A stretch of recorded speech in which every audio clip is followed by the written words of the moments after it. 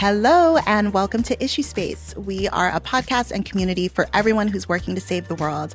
I'm Kat Addo. I'm an inclusive social impact strategist and the creator of Issue Space, the curator of these conversations. And I really just wanted to offer the opportunity to all of us who go to work, to 9-to-5s, to work on some of the world's most pressing, most stressful, most complex problems, room and time and connectivity to process what that's actually like. It's a unique professional experience, to say the least.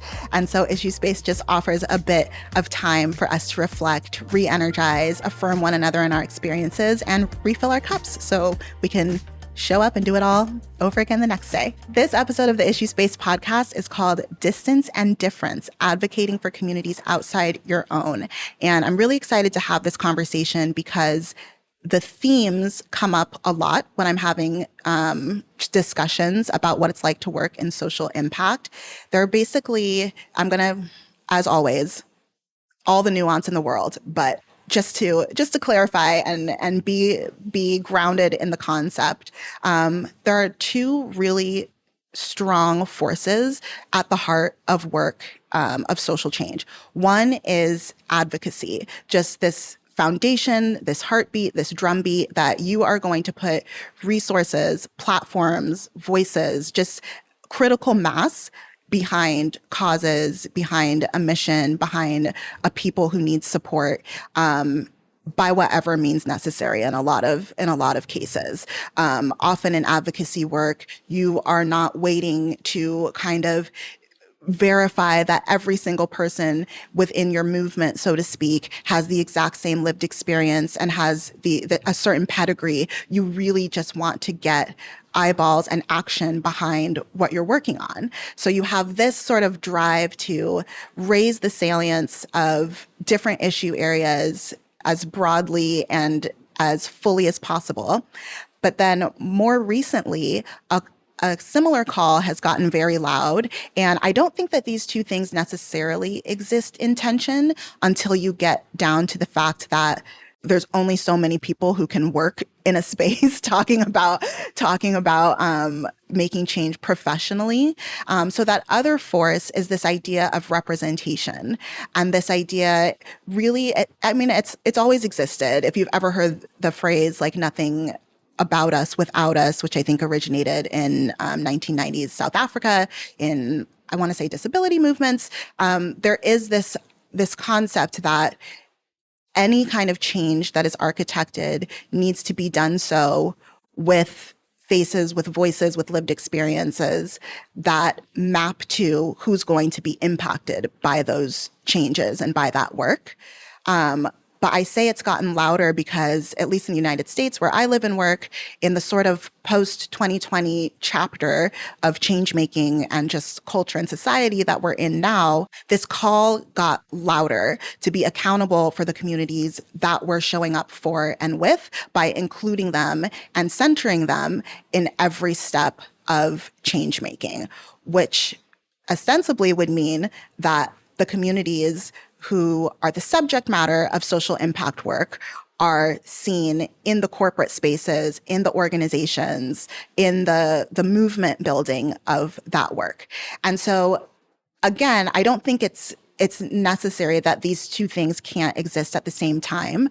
But when you're coming into a professional slice of change making, if you have one chief executive officer or you have one head of impact at company XYZ, there's only so many identities that they hold, and you're constantly making these choices as you build and uplift your teams about which lenses from the personal through the professional are the most important to put in whatever seat of leadership or ownership that's at hand. So I'm hoping that this resonates with many of you who work in social impact, and maybe even those of you who don't, but are kind of curious about what goes on behind the scenes when we talk about making change. And we have a little roundtable to discuss and explore all of this today. I am definitely going to look at my cheat sheet because these people's pedigrees are insane. There are so many. I mean, if you want like a a good little LinkedIn read. There's so much to discover about our guests today. So the first voice that you'll hear is that of Gisu Nia. Gisu is a human rights lawyer, and she is the founder and director of the Atlantic Council's Strategic Litigation Project, which advises on the inclusion of legal tools in global policy to fight for human rights and to combat human atrocities like terrorism, corruption, torture, all of the worst parts of humanity, unfortunately. And Gisu's career has also included public engagement campaigning. When I met Gisu, she was designing a campaign that became the global campaign known as Refugees Welcome to Dinner. It invited everyone from individuals to institutions to open their doors to refugees living in their local communities for conversation and just for really welcoming and intentional integration opportunities. And then Gisu's also had numerous human rights legal advisory roles, including 2 on the International Criminal Court. And she has a specialization in Iran, although her work certainly deals with communities around the globe. So Gisu, thank you for being here. Thank you for having me. Of course.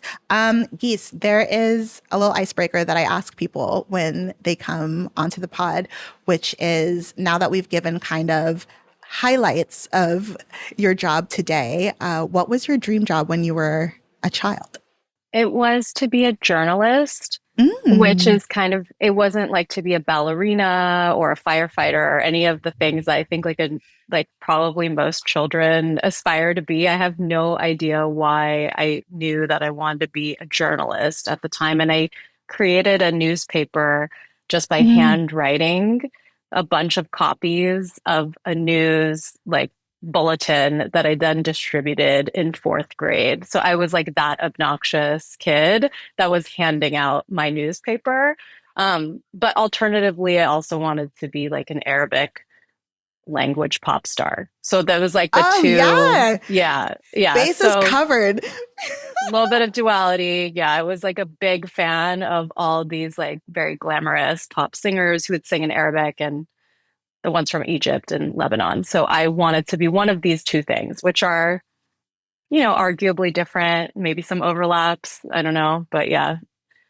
But I handed out my newspaper, 20 copies. Nice. Good circulation. Yeah. Oh, thank you for sharing that. Oh, that's impressive. 20 copies that you hand wrote individually, or one that you hand wrote and copied? 20 copies of the same paper handwritten. And it was like a, full, like one big paper that was folded in half, and there was like different sides. And I included all the news that I thought was important. But I wish I could get a copy of that now. I have no idea, like through our many moves. Someone somewhere has it. Not a digital age. Yeah. So no clue where it is. But yeah. We have to find it. That is amazing. And that's dedication. That is the difference between who goes into work 9 to 5 versus who pops up like every few years. Like you are in it, heads down. Oh, thanks for sharing, Gis. I want to introduce our next voice you're going to hear today, Katie Smith. Katie is the founder and chief strategist of The Big Good, which is a social change incubator and consulting firm. And they are also the co-founder and CEO of, all right, tell me if I'm saying it right, because I already forget. Huma, like mama, 2 M's. Huma.ai. Huma.ai. I should have gone with my gut because I almost did it. And then I was like, no. Okay. Huma.ai, with a focus on empathetic AI. So that's very, very, very, very exciting and very heartening to someone like me who's always a little bit afraid of technology and its potentialities. And Katie's career has been just as rich. They have led digital program development, marketing, political campaigning, media strategy, digital organizing, and they've been a head of communications or a leader in communications at a number of organizations that you would recognize, the ACLU being one of them, Advancement Project being another one. And that is the post actually that they were in when we met. And the issue areas that Katie has worked on range from marriage equality, digital rights, repro rights, educational access, water security, civic engagement, refugee crisis relief. But what always sticks with me, because I met Katie when they were heading comms at Advancement Project, was that they were leading work about racial justice and specifically the experiences of Black Americans in conversations about equity and justice. And Katie, while like many of us, is of mixed heritage. Katie presents and kind of moves through the world as a white person. And so I think that is super salient to today's topic about advocating for communities that you don't necessarily represent as closely as others. But Katie, I'll pause to welcome you and say hello. Thanks for having me and all of us. I'm honored to be with all of you. It's funny. So when I was a kid, you all remember, did you go into the computer labs and you play like Oregon Trail? I didn't get into Oregon Trail. There was this obscure game, and anyone who's listening, look it up. It's amazing. It's called Hot Dog Stand. And Hot Dog Stand was all about like running a business. Do you remember it, Jocelyn? I do. You had to make the hot dog, put ketchup on the hot dog. You had to do it in a certain amount of time. It was running a business, right? They were like teaching us math through like running a business. Y'all, I thought I was going to be a business owner. I was like, I would have done it all day long, which is amazing because, neurodivergent, dyslexic, held back a grade, school was some version of hell. I love that game. And if anyone just paid attention, they would have been like, why does Katie keep winning this game? There. Yes. I had this vision of being a business person, but because I grew up in a blue collar family, I eventually got disillusioned. I was like, oh, I can't do that. Like, that's not made for me, right? Like academic career, like that's not me. That's not who I am. So I was going to be a firefighter. I was like, okay, well, I'm strong and I want to help people. So I actually became an advanced medical technician and went on that path until I realized, oh no, I should just go back to business. Oh my goodness. I didn't know that. At first I wanted to be a business person and I actually saw visions of myself being like a successful business person. So, hey, like hopefully. Which you are. Yeah, that's happening. But I pivoted to being a firefighter because I thought that was the best I can do. So it's interesting. It's interesting how that happened. The message that was in you versus the messages that you were getting around you. That's right.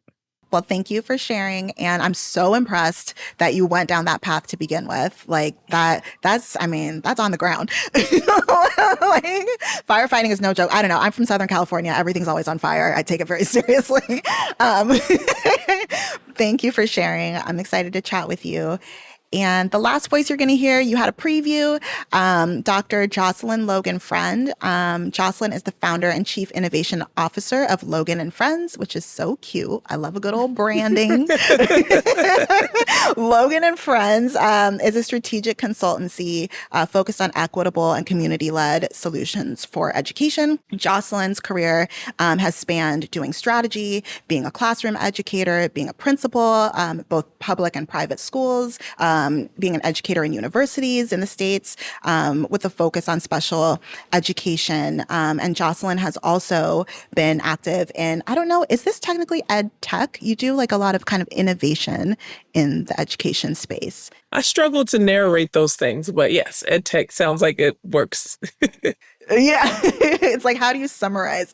Yeah. So educational innovation / ed tech and also in youth development. And in addition, Jocelyn is a DEI consultant, so helping organizations think through diversity, equity, inclusion. I know a bit about how that kind of travels with you through all of the work that you do.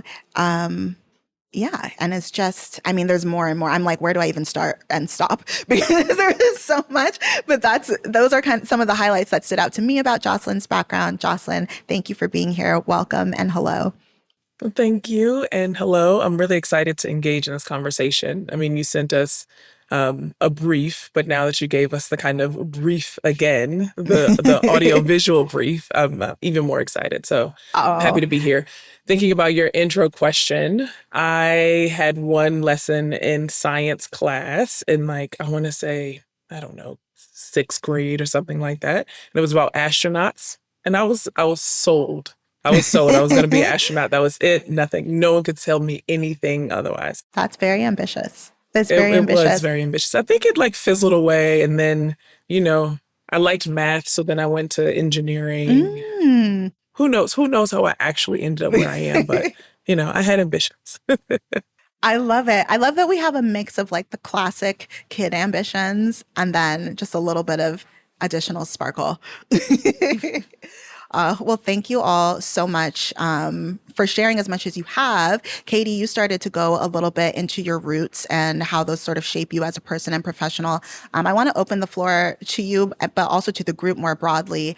If anyone feels called to share a bit about their personal perspective that they bring into work. We've kind of given people a peek at the professional profile with a little wink back, a little nod back to how you thought about work as a child. But I think in social impact work, especially your personal values, background, kind of communal roots travel so closely with you in all of the decisions that you're making professionally and all the spaces that you pursue or create professionally. So I'm always curious if there are notes about where you grew up or who raised you, anything like that, that you feel comfortable sharing. I'd love to hear it. Yeah, I'll just sort of get us started just quickly. So, Thanks, Katie. grew up, in a white suburban family, libertarian, but be careful what you ask for. So in my family, we didn't talk about religion. We didn't talk about politics, even though I knew that was all happening around me.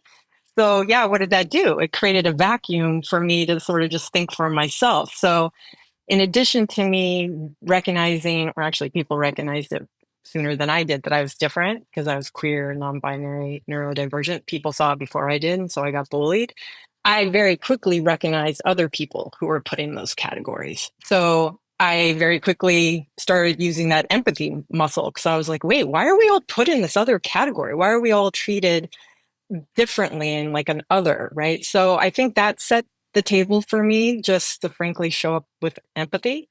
By the time I was a teenager and I bought a car, I was in the streets protesting, for immigrant rights, for women's rights, for queer rights. And frankly, I didn't stop and then, got very lucky later on to be paid to do this work that aligns with my values. But yeah, I think I was born this way.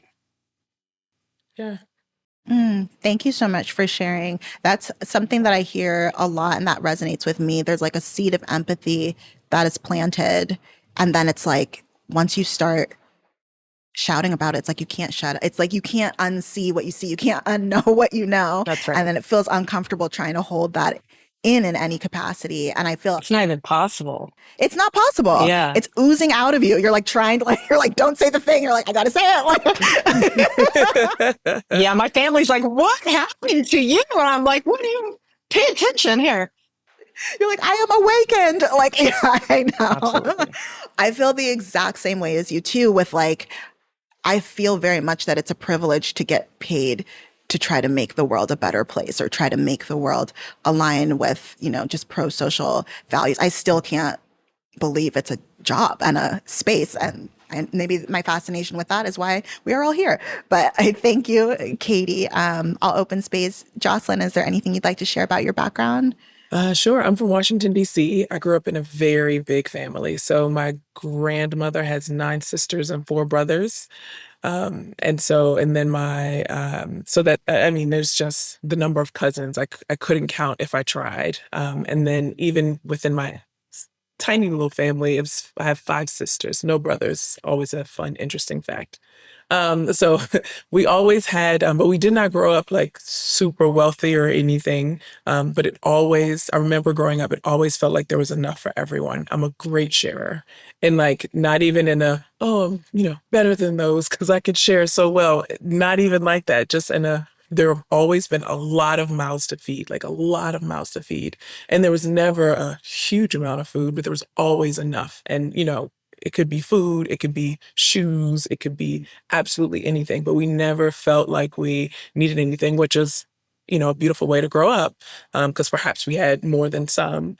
But I still kind of like use that as I move through the world. It never feels like in any scenario that I'm in, I never feel like there just isn't enough for everyone. I feel like we're just kind of looking at it in the wrong way. And perhaps if we, tried something different or flipped it on its head or considered, I don't know, other resources, there's enough for everyone.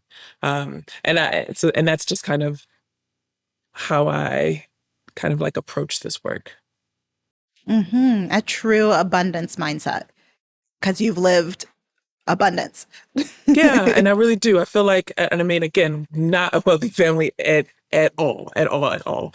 But like always felt like there was so much, right? Like we had so much. There is a different definition of wealth in there somewhere. If we were to kind of frame wealth as just enough, enough to flourish. Thank you for sharing, Jocelyn. Kisu, would you like to share?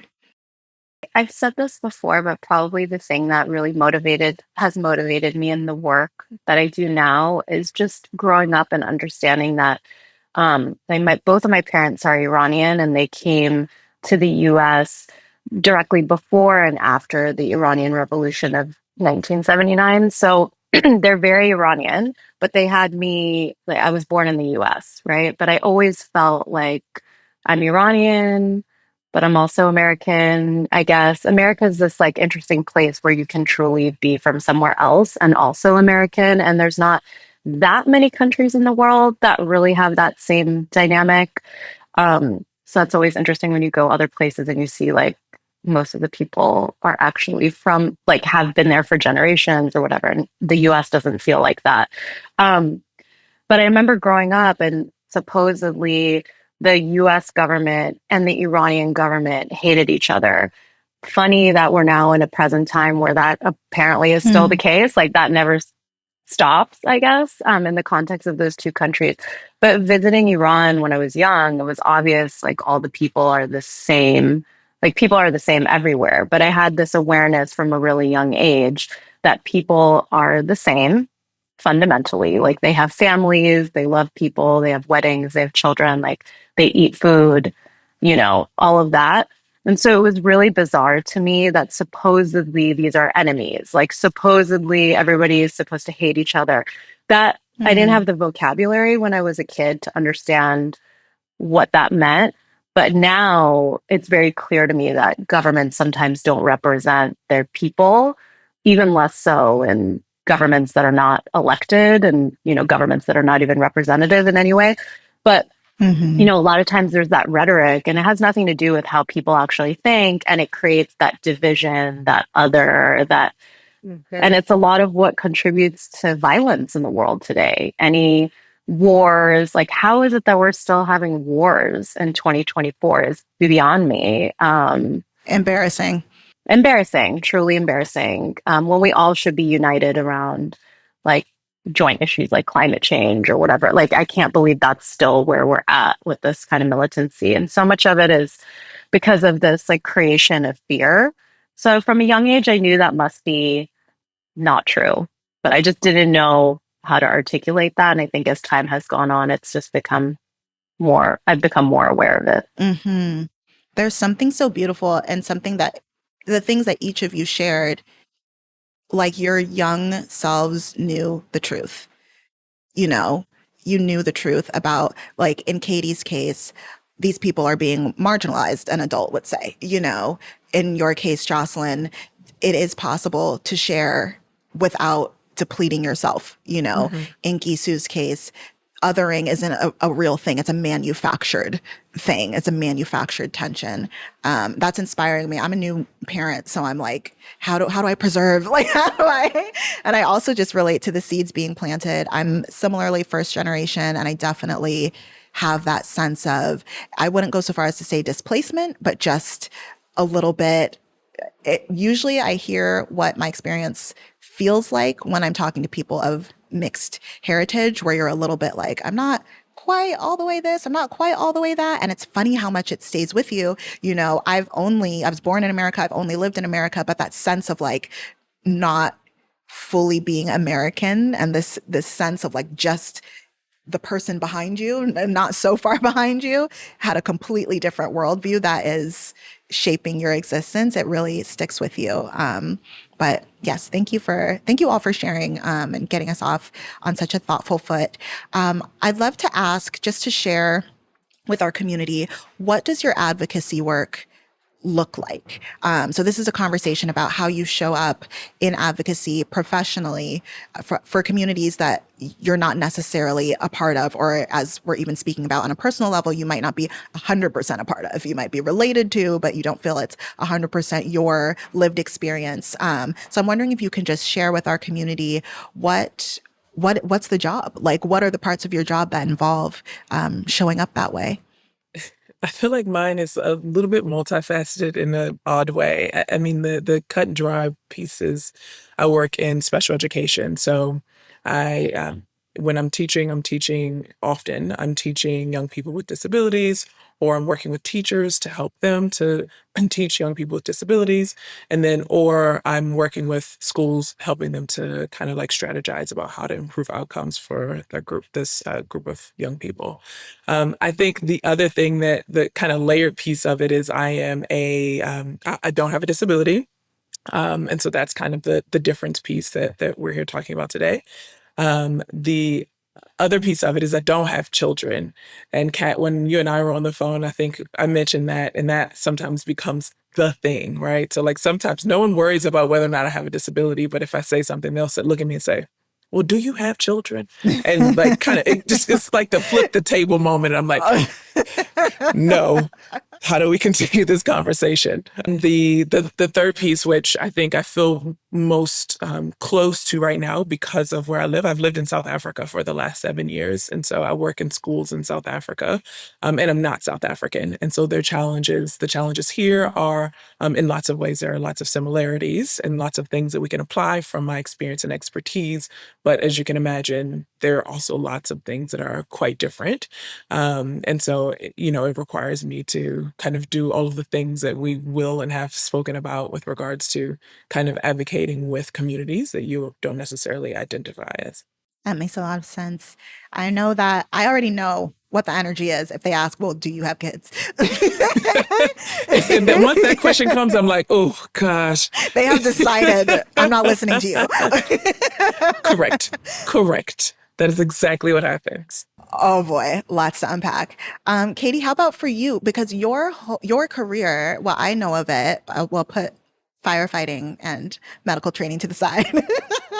But your career that I know involves so much storytelling, awareness building, like really being out in front with narration, which is like, I feel like that's the whole sharp point of the representation conversation, of like who's telling the stories and, whose voices are we hearing and what are the inputs to the piece of comms that comes out as a result. So I'm super curious, kind of through the arc of your career, what has that advocacy, that cross-communal advocacy looked like?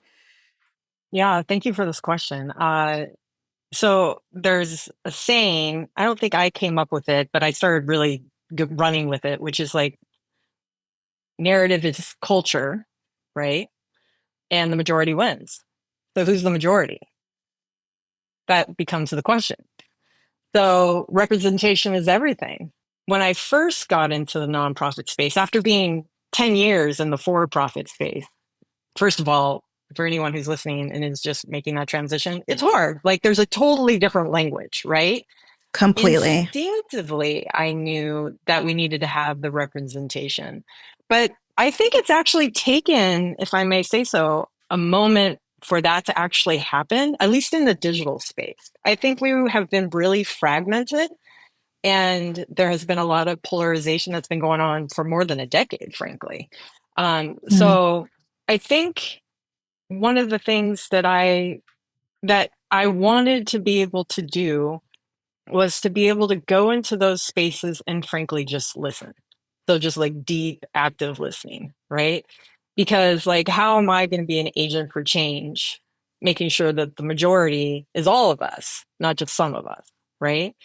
So look, that was a muscle that I had to build over time, especially considering like I didn't go through academia to get trained in this, or I just jumped in. I was like, oh, I have these skills. How do I apply it? So it's been a muscle that I've had to build. But I think at the end of the day, it's just about active listening and making sure that those folks who are most impacted are the ones who are getting the space, right? Or are Mm-hmm. actually the ones being heard. I don't know if that directly answers your question, but I think like that's sort of where my mind goes. I mean, it tells us about your approach to this. And it's so funny. Somebody said to me just like an hour before this, to speed up, you have to slow down, Right. which is very resonant and very true. But you just said another one of those like paradoxical truths, like to be a better storyteller, you have to be a better listener. Mm-hmm. And I think that's That's right. so true in this dynamic that we're talking about today. So thank you. And then, Geese, what does your cross communal advocacy work entail usually? As you noted, I run this litigation project that does have a global portfolio, but the piece of work that I maybe post online about the most and also focus on in perhaps a different way is the work that centers on Iran because I'm Iranian American, because I can speak the language, because I work very deeply with the survivor community. I don't need an interpreter when I communicate with that community. And that does feel very different to the other work I might do where that's needed and where I don't understand the cultural nuances on a personal level in the way that I, of course, do with Mm. the Iranians that I work with. And so the work is really about acting as a bridge. So, as I described, I'm Iranian, but I grew up in the US. So, obviously, I'm not part of the community inside Iran that is dealing directly with the regime violating my rights. Like, I, as a woman, would have severely restricted rights in Iran. And that's not the case for me. I have an Iranian passport, but I don't live there, obviously. And so I can't say I'm a direct victim. Of course, my family's impacted. And, there's also like transnational repression. There's things that the regime is doing to people overseas that are targets at it. But I'm not a direct victim. But the community that I work with and that I advocate with and on behalf of are all, survivors of that. And so that's sort of the cross communal thing where I have a cultural commonality with the community that I'm working with on those issues and can understand a lot of it and understand the repression. But I'm not a practitioner who was also directly impacted, which is different than a lot of my colleagues. Almost all my colleagues who lead in this human rights work have had a family member who's been executed, who they themselves were a political prisoner, Mm. so on and so forth. And I don't have that experience. And I'm thankful I don't have that experience, but I don't have that experience. So that would be what I would say maybe, sometimes I feel like that's different of like why I come to this work. A lot of people ask like, why did you get involved with this work in the first place? Because it's so standard to think that if you're directly impacted by something, then you champion that. And if you're not part of the group that was like directly impacted by that, then like, why would you care? And for me, that's just not how I come to this work, period. But the way I started working on Iran was not straight out the gate. So the first kind of human rights focus work I was doing was on the former Yugoslavia, like it was the international criminal law as applied to elsewhere. But it was because of that that I realized, oh, all of this could also apply to Iran, where I have this deep personal connection. So I came at it from like a different way. So for those people who are curious about it, it's like I don't come to the work because of the Iranian connection. I come to the work because I was working on these issues globally. And then I realized that I could apply it to the place that I have the personal connection with. That's super interesting. That would be fascinating to learn more about, like how many people come one way versus the other. How many people come from like, I have an offering, a skill, a perspective, an insight versus how many people come from, I have the most skin in the game. And like, that is my fundamental qualification. I feel like this is something that I don't even know if struggle's the right word, but there's a little bit of discomfort even in my own kind of professional background where I did not come into social impact. I used to work in the music industry for about like 9 years before I moved into social impact in 2016. And I did not come in stating publicly, like, I'm here to help all the Black people. It wasn't like a Issa Rae moment. That was in my heart because I think what first started turning my head towards like what are different kinds of jobs I could do were some of the high profile police killings of like the early 2010s, because it just became like too, for me personally, too big a juxtaposition that I'm just like, let's just like, no disrespect to anybody, but we're just like, let's put out a single. And it's just like, but these people look like the people who are being killed in the street. And like, why are we not addressing that? Super weird. I don't like Katie alluded to, I don't like when the truth is unsaid. That's probably true of a lot of people who are drawn to this work. So it was uncomfortable for me. I wanted to more directly deal with it.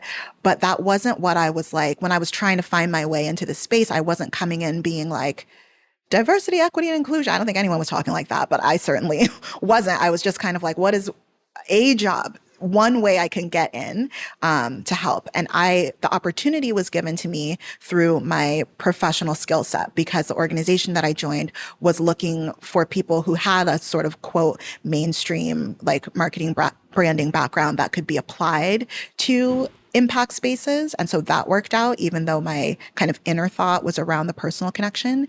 But then over time, as I worked, I just couldn't ignore how passionate I was about that. So I would find myself, not quite inadvertently, but unexpectedly, putting my hand up for things that I wouldn't have thought I would. Like, yes, I'm going to internally organize like our effort to become more sensitive about race in terms of impact strategy and communications. And like that was not a professional goal that I had, and then, yes, I'm going to roll that out through the portfolio and I'm going to be the one who calls in all the people who want to talk unapologetically about race and impact, wasn't something that I set out to do.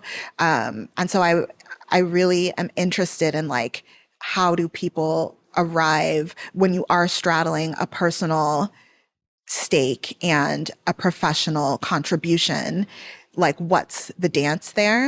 And I sometimes struggle. I'm so curious what you guys think. Like I would struggle with imposter syndrome because even though I knew I was a good strategist and even though I knew that lived experience is real experience, like it's not to minimize professional experience, but having been Black for almost 40 years is also a legitimate experience, regardless of not having like a PhD in like African American studies or whatever.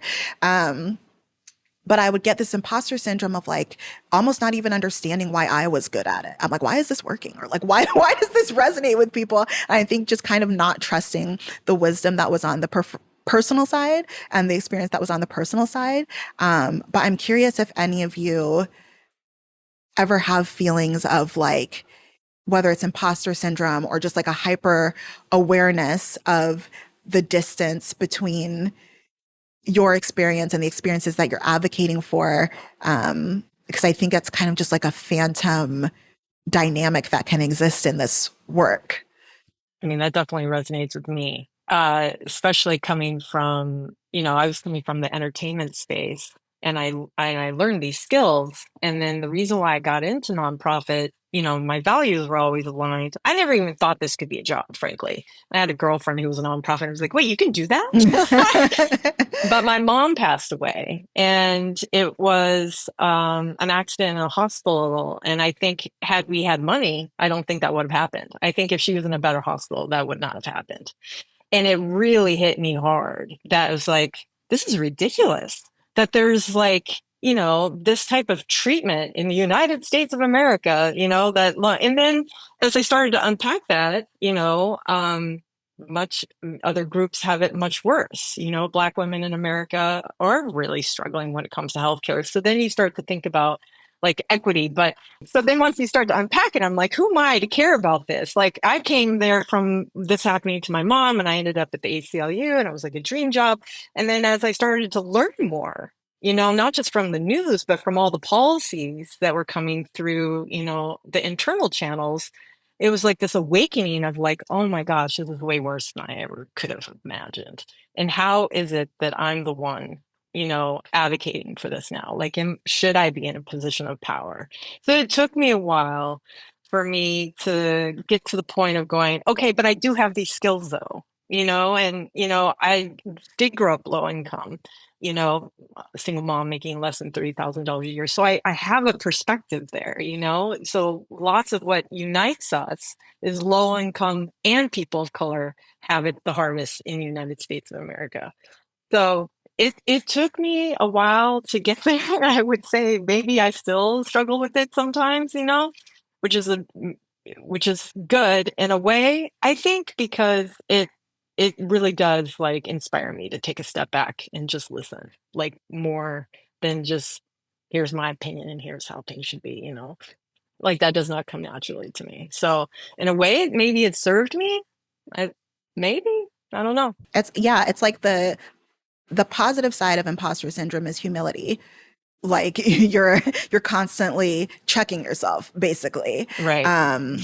But the distracting, less constructive side is self-doubt. And it's so funny you're talking about the socioeconomics. That's where sometimes, like, I didn't grow up like super wealthy, but I definitely grew up with different situations from a lot of Black Americans. And like that kind of haunts me as well. And just, thinking about the whole reason I'm in a position to help is in part because of that difference. But then that's also the thing that makes my voice one that isn't speaking from as deep a lived experience. And so how do I bring in, how do I like create the platform, but then I'm not the center of the platform, or get other voices to be on that platform. Jocelyn, did anything resonate with you?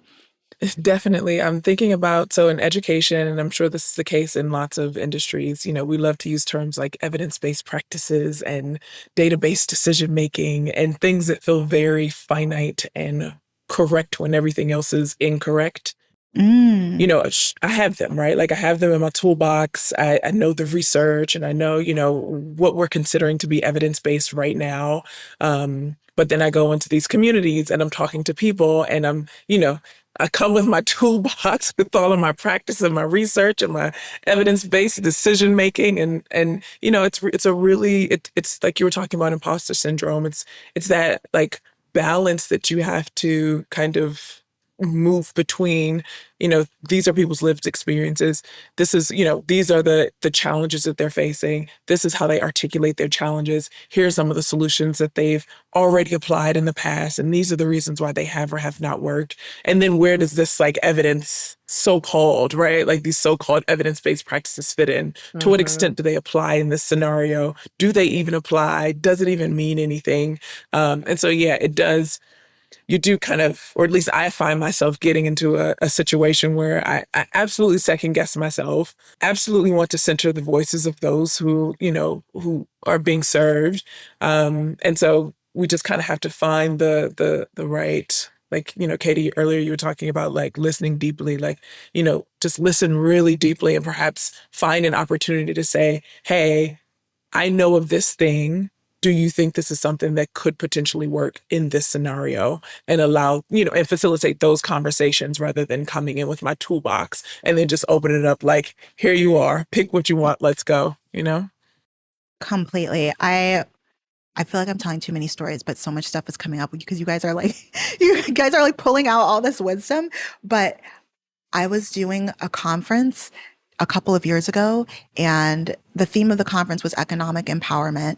And I was doing like a lesser stage panel about how to economically empower Black Americans.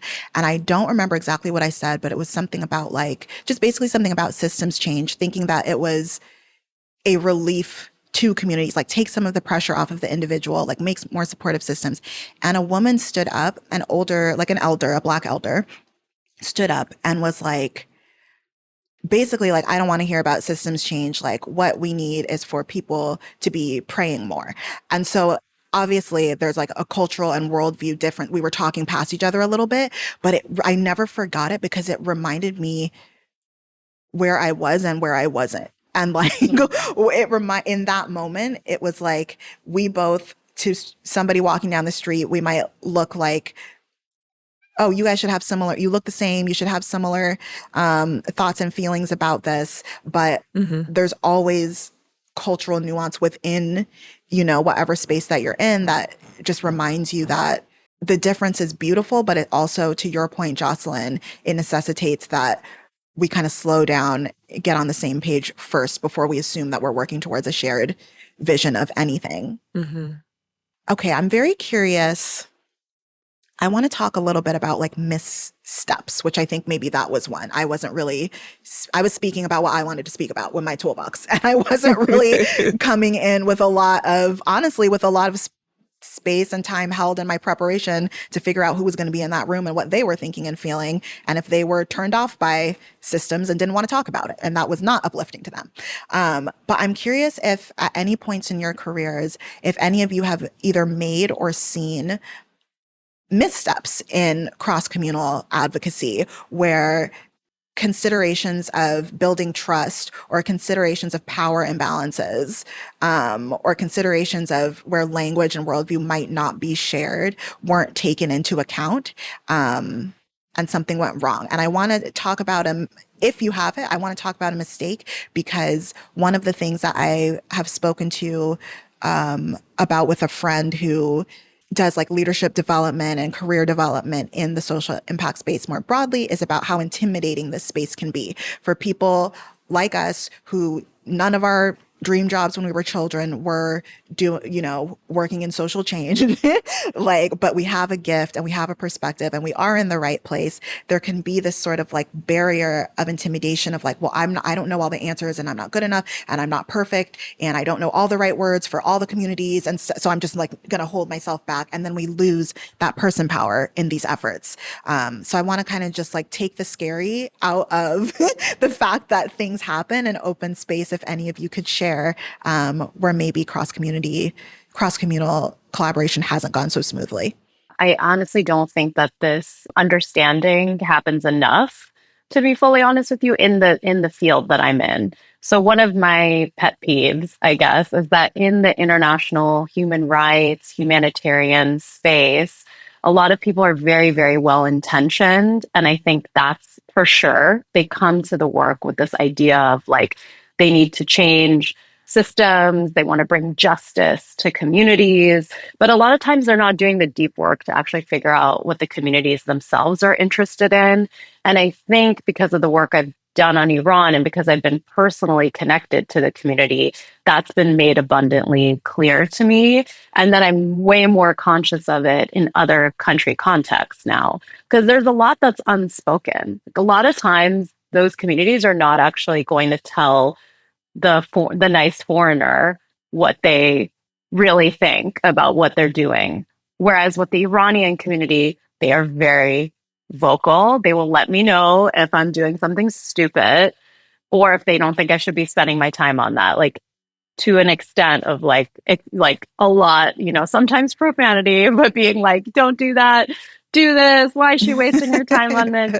And I think it's a blessing to get that feedback, because I'll know whether or not I'm really on the right track or not on the right track, or I'll know if I need to communicate better about what I'm actually like, how what I'm working on might achieve the goals that others have expressed to me that they have, But one classic thing in this space is sometimes like victims of a crime, like they're not necessarily always interested in justice per se, like going to court, giving their testimony. A lot are, but sometimes they want to be made whole for what happened. Like they want money for what happened. Like they want to be like, hey, I have bills to pay now.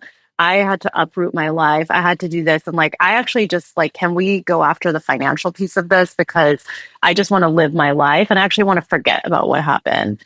Like a lot of people don't want to continue living out the trauma or whatever. Like they just want to rebuild their life and move on. And I think sometimes it's not always clear when you're not part of a community that could be the case. And so the way that I've brought that to the work now is that when we work on other country contexts, I'm really keen for there to be a person who's part of the impacted community or who has contacts with the impacted community in the way I do, for instance, on Iran, to be guiding us, really, like to be part of the core leadership of that work. So usually they're the lawyer leading on the file. A lot of NGOs are now starting to embrace this model, starting to, take their headquarters out of London or DC or whatever, and kind of like emphasize the in-country operations more. But until like when I was just starting out in my career, pretty much every head of an organization, like all the senior leadership was like a white British guy.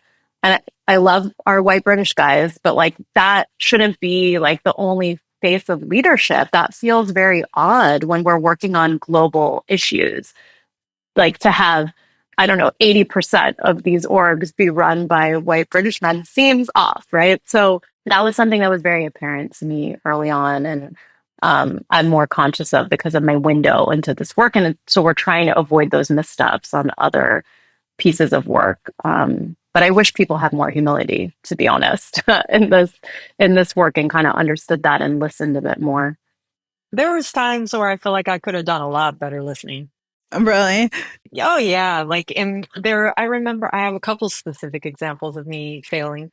Uh One was it was a big grant, it was a big project and it was digital and I've been doing digital for more than 20 years. So I have opinions on how to launch a digital project, right? And it was I was working with a woman a woman of color who was getting her direction from the ED to do it one way, and I was like, this is not the right way though. So I'm telling her like, come on now, this is just not the right way. Now I put her in a really uncomfortable situation, right? So I wasn't like Mm. doing what was best for her in that moment in that relationship. I was sort of making it harder for her. And in retrospect, like, man, that comes up for me so often where I'm just like, I think it's not even just listening, it's respecting people's roles and just making sure to build those authentic relationships so that you can get to the shared goal. Do you know what I mean? Like, I think I was really quick to be like, I have this expertise. Let me just show you how to do this. And I was like, wait, what? To the me now, can't believe I did that. But another failure was, I was doing a presentation and even just small words matter. You have to read the room, right? Small words matter. So then I say, I'm going to let so and so now speak next. And she comes up to me after this and she's like, you're not letting me do anything. Don't use the word let. And especially, from a white woman, Mm. I'm non-binary, but this is what she says. And this is how people see me. So I was like, word, got it. So it's like, it's the subtleties. And I'm really aware of that now. And so I think, what I would say to anybody is like, it's okay to fail. I think what was good about both of those situations, the first one was harder. Like, I think that failure was harder and that was a process to get through. And I had to like work through that process to get to the other side. The second time I was very much in a safe place where she could actually just come to me and be like, yo, maybe just think about word choice. I'm like, okay. So Mhm. I think it's both like being willing to fail and then also creating safe space so others around us also feel like they can fail and then learn, right? And so that we all show up stronger next time. It just strikes me that the relationship building is so central to both what you shared and what Gisu shared. In your instance, assuming you're not going to be perfect, but the strength of your relationship can at least create a learning opportunity and a reconciliation, like a small restorative opportunity. You can apologize, you can, like reaffirm your partnership. And then the same with you, Gisu, like you can't be all things to all people, but you can have relationships that allow you to enter other spaces if they're authentic and if the people trust you. That feels very true. And I hope hearing that takes a little bit of pressure off of people who might be listening. Like none of the work, because that's another thing too. It depends if you were following along professionals in the social impact space from a distance, what are really the channels that we have to tell the whole story? It's like LinkedIn, and like I love a good old LinkedIn scroll. I feel like it's the last. LinkedIn and Pinterest are like the last wholesome places on the internet. But like, Semi-wholesome. so yeah, and that is heavily qualified given the alternatives. But like, you're kind of telling the like, oh, I was so lucky to work on this and that, but it's like in reality, none of us are accomplishing anything in isolation. It's all partnership driven. And it's all on the strength of relationships that either you had the fortitude to kind of like seed, or that you developed through the course of just standing in solidarity with people, and building and earning that trust. As we start to wind down, one thing that's on my mind, I feel like after that sort of turning point of the 2020s, with the 2020 moment, with organizations saying, I want to commit, at least state my commitment to showing up differently, there was this proliferation of sort of like best practices and how to's and like 3 ways. And I'm like making fun of myself as well, because I definitely published things that were like how to put your equity advocacy into action and stuff like that. But as people who have to every single day make decisions, big and small, about word choice, about how your team is comprised, about how you situate yourself relative to a stakeholder when they know that you don't have the same lived experience.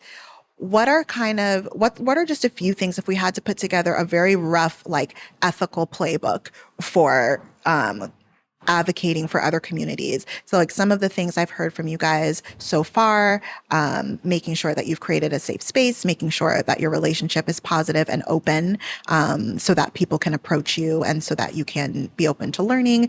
I've heard a lot of active listening. I've heard, what else have we talked about? Kat, I can jump in with one that I don't know how we would like put it in a 5-word statement, but one of the things that that I've kind of learned in my time in South Africa. So here in South Africa, I think they have 12 official languages, and so many people can speak so many languages. But obviously, some people feel more comfortable speaking some than others, and it's not uncommon to hear somebody to move from one language to another and then throw some English in there and throw something else, and so it becomes like, especially in the big cities like Johannesburg. One of the most powerful things that I've been able to kind of like do is people often ask, or sometimes we'll be in a facilitated session, I'll be in like the only American in the room, and somebody will, almost be frustrated and tired of speaking English, right? So just allowing people to speak whatever language they'd like. I can greet and say lots of like small things in lots of the different languages, but I can't speak fluently any of them. And so it drastically changes the way in which people engage. And I've found that it doesn't really stop me from being able to understand what's happening in the room for whatever I need to know. That's fascinating. I could see that people are getting frustrated. I could see, we were talking about this thing. This person got frustrated. That person got frustrated. They were the same two that got frustrated last time. And then when somebody wants, and I'm well aware that when somebody wants me to know something, then they say, oh, well, she said this, or, oh, well, something happened. And it helps me to kind of understand that, yes, Katie, it is about deep listening. And in addition to deep listening, it's about like allowing them to have a conversation, right? Like they're figuring it out. And once they figured it out, once they decide they need my little evidence-based toolbox, then they'll tag me in, right? So like almost like allowing people to have their conversations, and just like also allowing them to seek you out when they're ready for your input. That's super powerful. That deeply resonates. Yeah. Mm-hmm. Instead of like, what are the insights? Exactly. When they're ready, they'll call on me. I agree with that big time, because I think people sometimes don't know their role.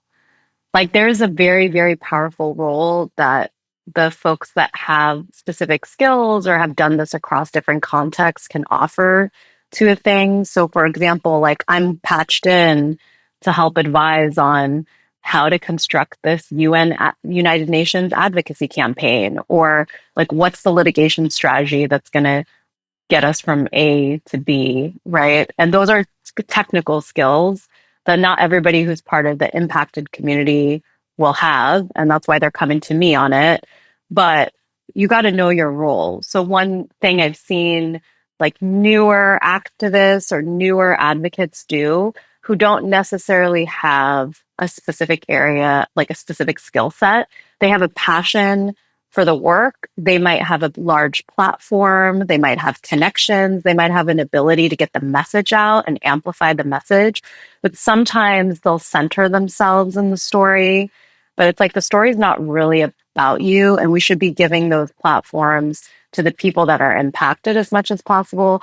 that example you just gave, Jocelyn, is like so clear. It's like you have a very specific skill set that they need, and they're going to tap you in when they need it. And that feels good to know, okay, I'm supporting in this way. I'm here to offer that.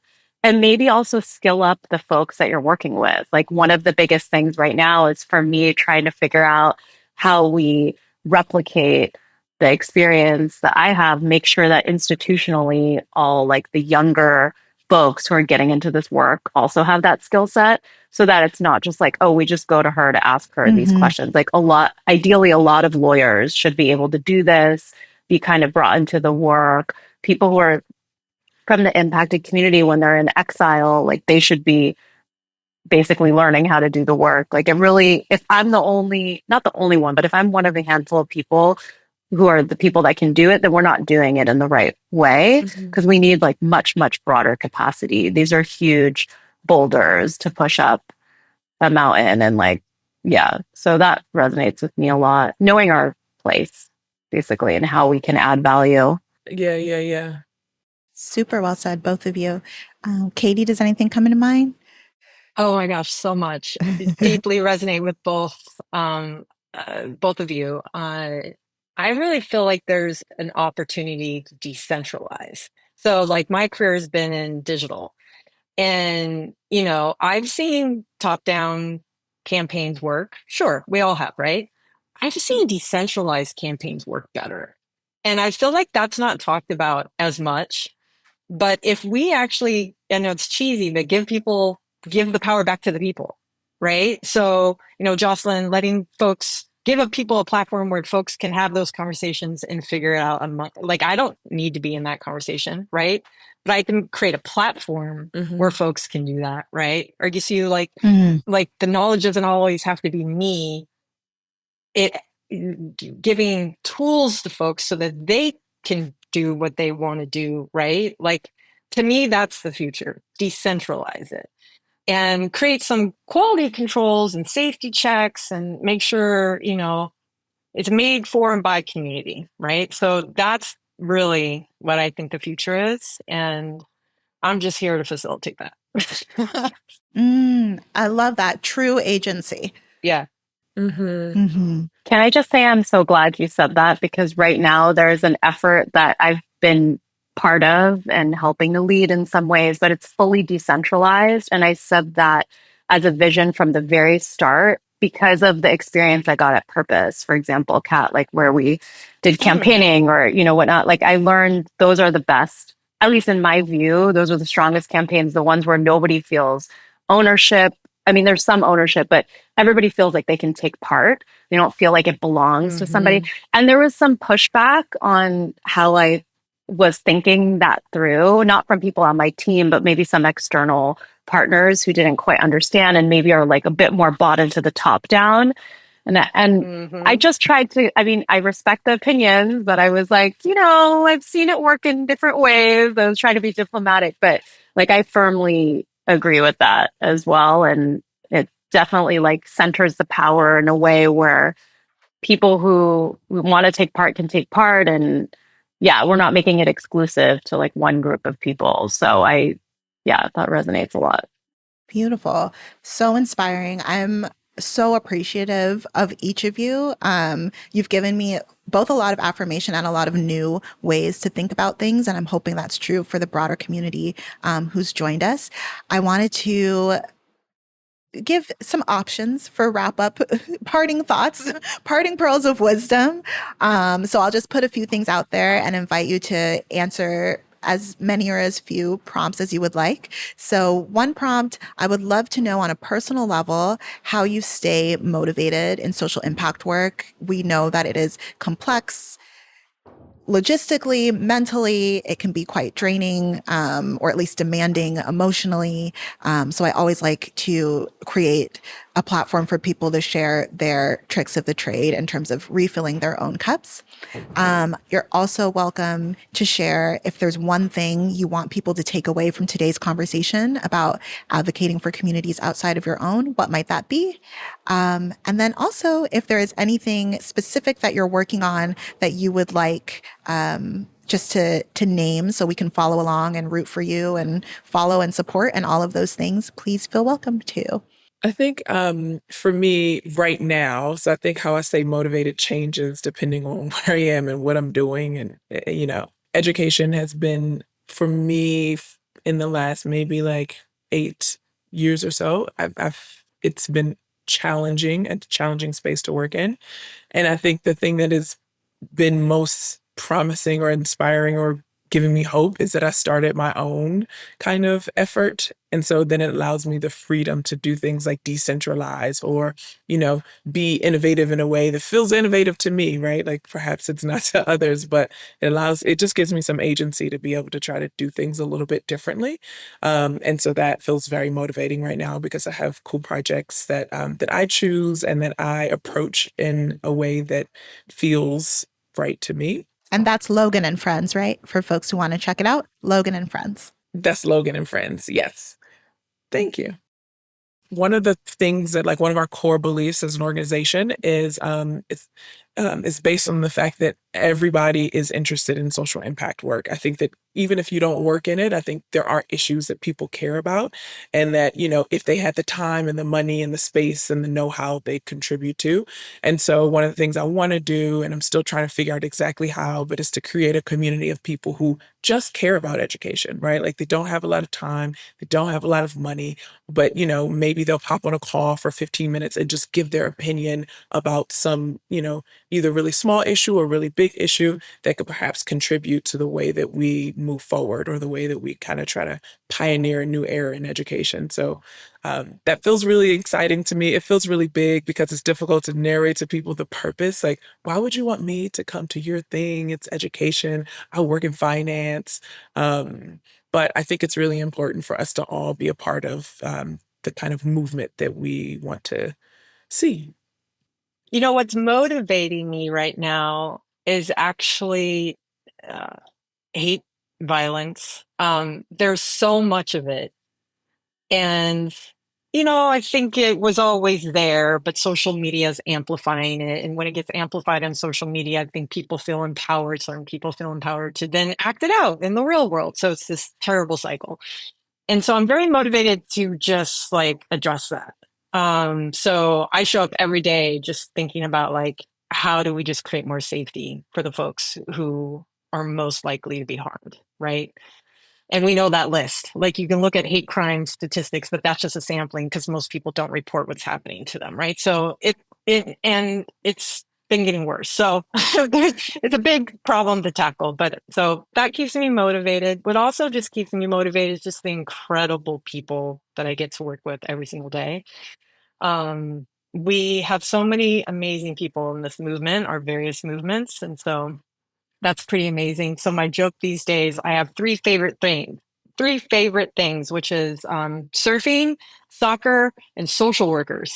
So the project that I'm working on right now is really focused on a social worker approach to a decentralized platform. So yeah, I'm teasing that because we're not really going super public with what we're working on right now. But I'm very motivated by the folks that are working on that with me.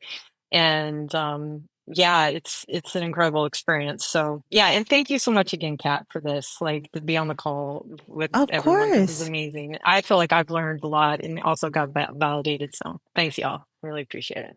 I'm so glad to hear that. I'm so grateful that you could join us. So that's Katie Smith of huma.ai and do big things. The big good. Oh, no, the big good. Excuse me. I'm sorry. There's so many of us that came out with the good something.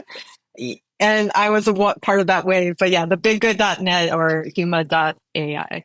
Yeah. Thank you. Thank you, Katie. And Gisu, how about for you? So in terms of motivation, I mean, this might sound grim, but I guess it's just that a lot of women and girls across the world really just don't have rights. They have rights, but the governments that they live under are obviously not respecting it, or they've like legally enshrined restrictions on their rights in a very extreme way to where they're, they don't have access to education or whatnot. And just knowing that that could have been me had it not been for a few strokes of luck really is very sobering. And I think it makes it very easy for me to want to continue to do this work. Not all my work involves women and girls, obviously, but a huge chunk of it does. And it's just that sense of if I hadn't been born where I was born, and if, certain things hadn't happened family wise, then I would be in a very different position. So it's always a very sobering reality for me. And my life is fundamentally different because I had that access to education and because there weren't any restrictions on me employment wise, travel wise, all of that. I would be a fundamentally different person if there had been those kinds of restrictions. Mm-hmm. So that's a very motivating factor to continue like getting up and doing this work. The takeaway, I think, would just be, what I said at the end, which is like really know your role. Sometimes people really, I think in an age of social media as well, this whole like, it's about me, it's my face, it's me, it's me, it's me. It's like, that's not really the thing. Like we actually move movements with a team and collaboration. And I think I do see a lot of the youth, because I'm no longer like the youth. I mean, like, I can't that you said the youth. Honestly, I'm not. It's like the 25 and unders. I see that they are understanding what that joint activism looks like, what that collaboration looks like. So even though they were, steeped in, they're all digital natives, even though like they've all had an Instagram account since they were 8 or whatever, like they are clear on that teamwork. So that's very heartening for me to see that, because truly like movements do not work if it's all about one person, one face. That's right. Mm-hmm. It's easy to take down that movement then because it's just about one person, right? So I think there's an understanding of that, but just really knowing our role is so key and that all those roles are important. And then one campaign or effort that I'm involved in, that's a lot of things I'm involved in are not public facing, but one thing that is, and that might be interesting for folks, is a legal effort to codify the crime of gender apartheid. So apartheid, as it currently is defined, applies to race, obviously born out of the experience of South Africa. There is a strong movement to recognize gender as one group or, form of apartheid. And there's a lot of South African jurists and advocates who are saying that it applies to the situation in Afghanistan, that if we just put gender in the definition, it could, it's not exactly parallel. All these situations are unique, but that experience of subjugation, segregation, subordination is quite similar in many ways. So we're working on an effort. There's a big public campaigning side of it to get countries to basically adopt this as a crime. And then there's a more like tic-tacky legal effort to try to really move that forward with legal advisors in these countries. But there's a website, endgenderapartheid.today. So endgenderapartheid.today. And it is a decentralized campaign. There's no one organization that's connected to it. Yeah. And we see that there's a lot of different people advocating in this space now and making it their own. Beautiful. Thank you. Thank you, Geese, and everyone for the work that you do. I hope you took away several little yummy tidbits from this conversation. I know that I have a lot to think about. So grateful that you joined us. You can learn more about what we're building at issuespacemedia.com, and we'll see you next time.